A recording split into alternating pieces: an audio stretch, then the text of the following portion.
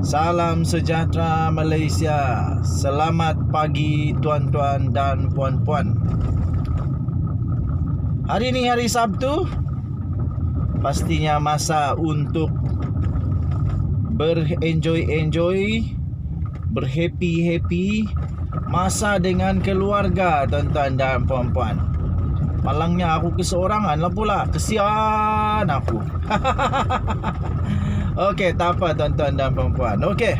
So, sampai sekarang masih lagi hangat di pasaran isu tentang topik tentang 1MDB, bicara Najib Razak, dan terbaru ini bicara tentang bekas penyanyi artis Malaysia Yasin kalau tak silap. Tak tahu lah dia menyanyi kah, dia apa, tapi artis lah kot. Dia seorang selebriti, selebriti lah kot, yang dibicarakan dengan kes dadah. Okey, tapi bukan itu yang saya nak cakap. Okey, dan pastinya isu tentang parlimen bubar masih lagi hangat diperkatakan.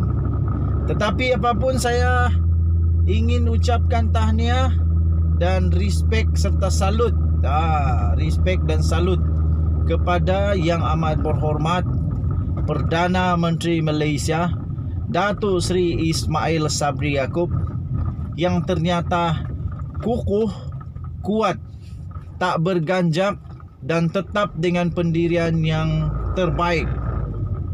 Beliau dapat menangani desakan, permintaan yang tak tahu kenapa, yang tak jelas tujuan utamanya, nak supaya parlimen dibubar segera. Beberapa minggu yang lalu itu, terutama selepas PAU, yang paling hangat orang nak tahu parlimen bubar. Tapi alih-alih, bukan saja parlimen tak bubar, tetapi Yang Amat Berhormat Perdana Menteri Datuk Seri Ismail Sabri Yaakob terbaik, yang telah meluluskan pengeluaran KWSP RM10,000, memang terbaik.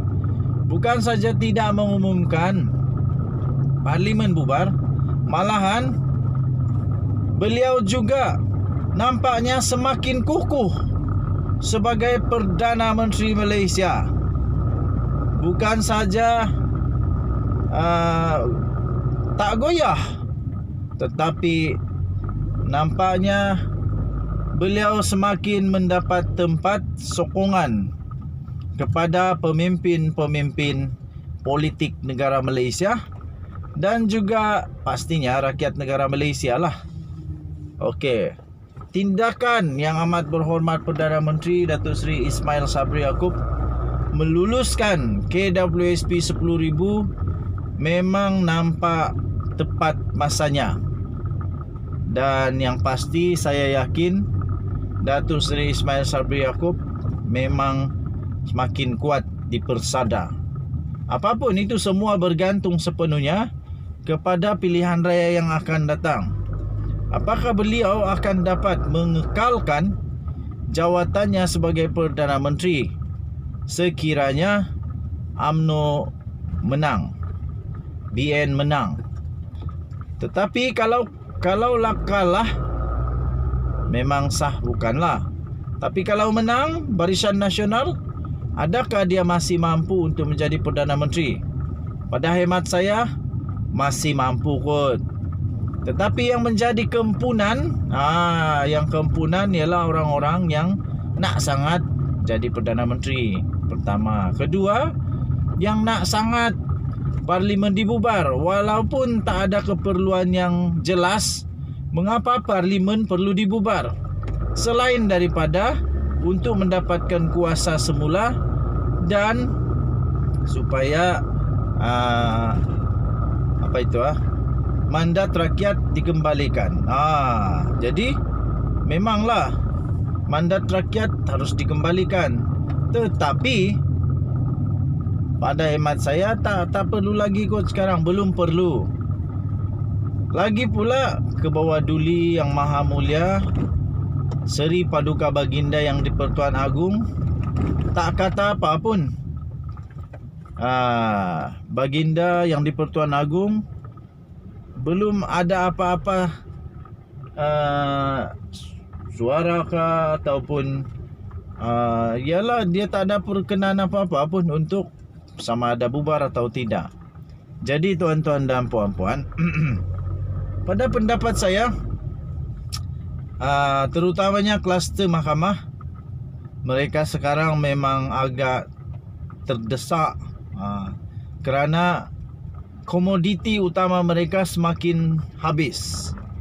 Komoditi utama mereka semakin habis. Komoditi itu ialah masa. Pastinya sekarang ini kluster mahkamah tak pentingkan wang sangat.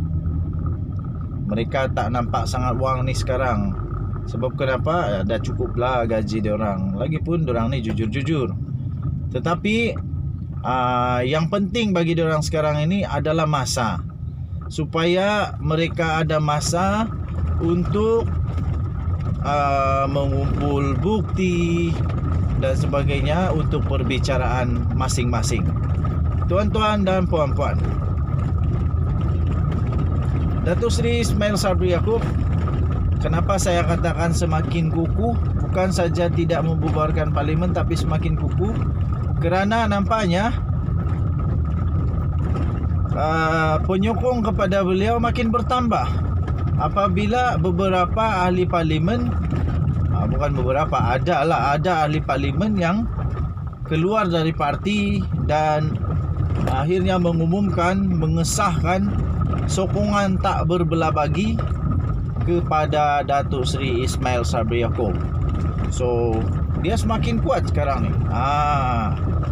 Kemudian di dalam UMNO pun rasanya Datuk Seri Ismail Sabri Yaakob sedang membentuk kuasa, kerana memang beliau bersih, tak ada terpalit apa-apa masalah. Dan pula setakat ini beliau tidak terlalu berpolitik. Saya fikir itu menjadi penarik kepada akar umbi rakyat jelata.